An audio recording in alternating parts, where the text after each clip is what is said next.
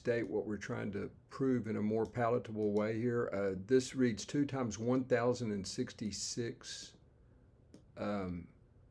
factorial. And you guys familiar with this notation? It doesn't mean 1066. It means 1 times 2 times 3 times 4 all the way out to 1066. Now, that's probably hundreds of digits, maybe thousands of digits. But another way of restating this is it's equivalent to saying that this plus 1 is actually equal to some multiple of 1069. So I'll call that, what do you want to say, 1069m? The key here is that 1069 is prime. It takes a little bit of time to show that. You can check all the prime divisors less than the square root of 1069, and that would mean you'd have to check 2, 3, 5, 7, all the way up to 31, okay? But anyway, we're going to go ahead and assume that this is a prime number, and it is. I've verified it, but just in the name of brevity, we'll go ahead and labor under that assumption. So 1069 is prime, okay? Now, a lot of you familiar with number theory know about Wilson's theorem, okay? This is the statement of Wilson's theorem. This part right here is Wilson's theorem. P is a prime. This gives, actually, it's a pretty powerful theorem. It's a necessary and sufficient condition for P to be prime. You can prove it in both directions. But anyway, it's just the truth. Now, you can rewrite P minus 1 factorial is P minus 1 times P minus 2 factorial, which is useful in this context. Again, that's just the definition of factorial. Now, going from here to here, all you have to realize is that P is congruent to 0, mod P. P is congruent to 0 mod P. Okay, and again, that's modulo P. And anything is congruent to itself. So, but in any event, notice how you can replace P with 0 right here, and you get this minus 1. Okay? And then canceling the minus signs, you end up with P minus 2 factorial is congruent to 1, which is a result all by itself, okay? But we're trying to prove that that this statement is true right here, where this would represent P minus 3 up here. This would be P, and this would be P minus 3 right up here. So we just go one step further. We carry on in a similar fashion. Notice we know this to be true at this stage, and so I re-express it like this. Is P minus 2 times P minus 3 factorial. And once again, we have P's congruent to 0. P congruent to 0 right here. And you see this result here would follow immediately. This would be a minus 2 over here multiplied by minus, and you actually get the result that we're trying to prove. Now this is a general truth. Okay, let's go back. Yeah, good. I kept it on the same screen.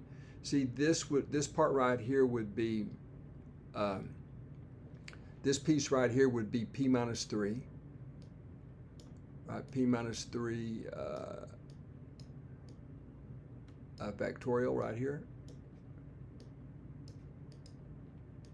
And of course, this piece right here, the moduli would just be P, okay? So you see, we've proved it for the general case. So we're actually done right now, okay? This actually proves this result, so I'll write a QD.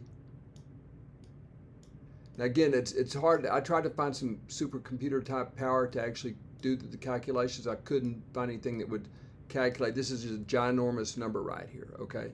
But anyway, we've proved what we set out to prove. Now, just if you don't, I know it's kind of unsettling to not see a numerical example. So here is a numerical example. Notice this is in the form right here, this is in the form P minus 3. Okay, this piece right here is in the form P minus 3. And this is, of course, P right here, right? Okay, now but these numbers are easier to calculate, folks. So notice that this would be 4 factorial is 24, 2 times 24 is 48. And so we do get that 48 is congruent to minus 1 mod 7. And that's easy to see because 48 minus a minus 1 is 49. So, and 49, of course, is a multiple of the prime 7. Okay. So again, that's makes this result more believable for a smaller prime. Okay. But what's cool about this, in my opinion, is that again, this try to type this in on your calculator. You get a screen full of digits. Okay, if you have a calculator that handles large numbers. So we've proved this thing for just an incredibly large number. And again, as far as 1069 being prime, all you have to do is look at the square root of 169, square root of 1069. Excuse me. This is approximately 33. Okay, approximately 33. And so all you have to do is check to see if 1069 has any prime divisors less than 33. So in other words, you'd be checking numbers like 2, which is clear it's not a divisor, 2, 3, 5, 7. I won't write them all out. 2, 3, 5, 7, 11. Well, maybe I will. 13. 17 and so on, folks, all the way up to, let me put the customary ellipse here, dot, dot, dot, all the way up to 31.